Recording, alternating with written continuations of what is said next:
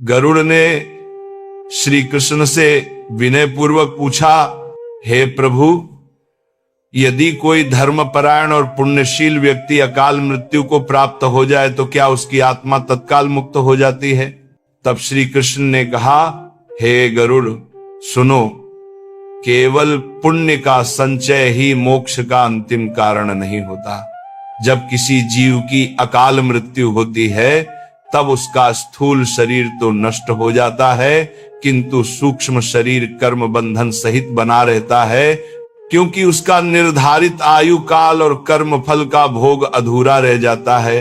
इसीलिए पुण्यात्मा होने पर भी उसे कुछ समय तक प्रेत अवस्था से गुजरना पड़ता है, परंतु उसके पुण्य बल के कारण उसे अधिक कष्ट नहीं होता और वह शीघ्र शांति की ओर अग्रसर होती है। यदि उसके लिए विधि पूर्वक अंत्येष्टि, श्राद्ध, पिंडदान, नाम जाप आदि संस्कार किए जाएं, तो वह शीघ्र प्रेत बंधन से मुक्त होकर पितृलोक को प्राप्त होती है और उसकी आगे की गति सुगम हो जाती है। किंतु जो जीव ज्ञान योग से पूर्ण, मोह और अहंकार से रहित तथा ब्रह्मबोध में स्थित होते हैं, वे काल और अकाल के बंधन से परे होते हैं। ऐसे महात्मा देह त्याग करते ही कर्म बंधन से मुक्त होकर सीधे मोक्ष को प्राप्त होते हैं। इसके पश्चात गरुड़ ने पुनः पूछा, हे प्रभु, जब किसी जीव का समय समीप आता है तो क्या उसके पूर्व कोई संकेत प्रकट होते हैं? श्री कृष्ण ने कहा, हे गरुड़, जब प्राणी का प्रारब्ध पूर्ण होने लगता है तब उसके शरीर, मन और परिवेश में परिवर्तन दिखाई देने लगते हैं। इंद्रियों की शक्ति क्षीण हो जाती है, आंखों से स्पष्ट नहीं दिखता, कानों से ठीक नहीं सुनाई देता, शरीर में बिना कारण शिथिलता और थकान छा जाती है, मन धर्म, पूजा और सत्कर्म से विमुख होने लगता है तथा भय और उदासी उसे घेर लेती है। स्वप्न में अंधकार गिरना, भटकना अथवा मृतजनों का दर्शन होता है, भोजन में अरुचि उत्पन्न होती है, वाणी, श्वास और चाल में असामान्य परिवर्तन दिखाई देते हैं, घर और अपने ही शरीर से वैराग्य सा अनुभव होने लगता है, शुभ कार्यों में बार बार विघ्न आते हैं और प्राणी एकांत प्रिय व मौन हो जाता है। हे गरुड़, ये संकेत भय देने के लिए नहीं, अपितु जीव को अंतिम समय में ईश्वर स्मरण, दान, जप, क्षमा और आत्मशुद्धि की ओर प्रवृत्त करने के लिए प्रकट होते हैं। जो इस अवस्था में भी धर्म और भक्ति में स्थित रहता है, उसकी आगे की गति शुभ होती है। अब मन में शंका होती बहुत लोगों की कि जन्म और मृत्यु पहले से ही तय होता है, फिर अकाल मृत्यु का क्या अर्थ है? अधिकृत्य अधिक पाप, अधिक पाप हो जाने पर अकाल मृत्यु आ जाती है। जैसे जन्म और मृत्यु का हमारा समय तय है, वह जवानी में भी मर सकता है, बुढ़ापे में भी मर सकता है, पर जो अचानक अकाल मृत्यु होती है, जिसकी वो अधिक पाप बन गया, कोई महत पाप बन गया, महान पाप बन गया, तो तत्काल आयु को क्षीण करके उसका नाश कर देता है। तो अकाल मृत्यु का किसी का भी योग न बने, इसलिए भगवान का चरणामृत रोज पीना चाहिए। भगवान के चरणामृत का प्रभाव है अकाल मृत्यु हरणम सर्व व्याधि विनाशनम, श्री कृष्ण पादोदकम पीत्वा पुनर्जन्म न विद्यते।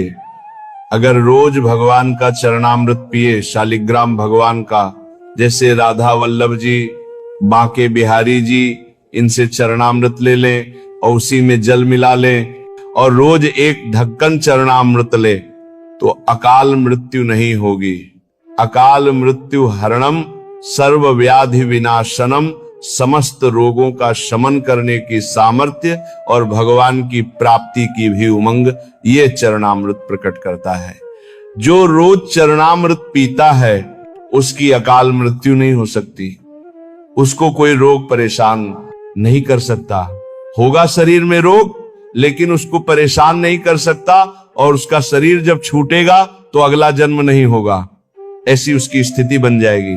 भगवान का अंतिम समय स्मरण आ जाएगा।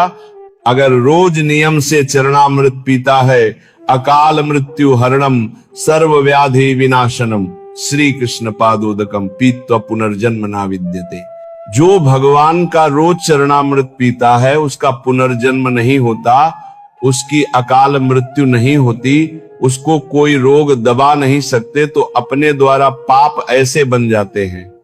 अब जैसे गर्भ हत्या है, भ्रूण हत्या है, स्त्री हत्या है, वृद्ध हत्या है, कई ऐसी हत्याएं हैं, कई ऐसे ऐसे पाप हैं जो महत्व पाप बन जाते हैं और जीवन बर्बाद हो जाता है। जीवन आजकल तो लोग विचार ही नहीं करते कि पाप हो रहा है, तो जहां पाप बन जाता है इस जन्म में तो दुर्दशा होगी, और जब अगले जन्म में लेंगे तो भारी दुर्दशा इनकी होगी। अब उस समय भले कोई पाप न कर रहे हों, तब लगता है कि यार देखो इस आदमी को कितना कष्ट, लेकिन ये वही आदमी है। अगर इसको पूरी सीन दिखाई जाए तो आप कहेंगे ठीक है, भले इसको ऐसा ही होना चाहिए। तो जो दंड मिलता है, जिंदा जल गए, ट्रक में पीस गए, अब ये सब वही है। अब इस जन्म में आए, घूम के तो अच्छे आदमी हैं, भले पाप नहीं कर रहे, लेकिन पूर्व का जो पाप है वो पीस देगा, वो जला देगा। तो जो कोई महान पाप बन जाता है तो हमारी अकाल मृत्यु भी कर देता है। यही शिक्षा है, जो चले गए उनकी ट्रेन छूट गई, तुम्हारी न छूट जाए, अपनी पोटली भर लो, राधा राधा राधा। कबीर कहते हैं सब जग निर्धन, धनवंत न कोय, धनवंत सो जानिए, जाके राम नाम धन होय। शरीर भी कपड़ा है, आत्मा चली जाती है, साथ में केवल कर्म जाते हैं। इसलिए अभी समय है, राधा राधा जपो, आज से रोना छोड़ दो, नाम जप करो, तैयारी करो। ये रहने का देश नहीं है, सब छिन जाएगा, केवल नाम साथ जाएगा। राधा राधा राधा।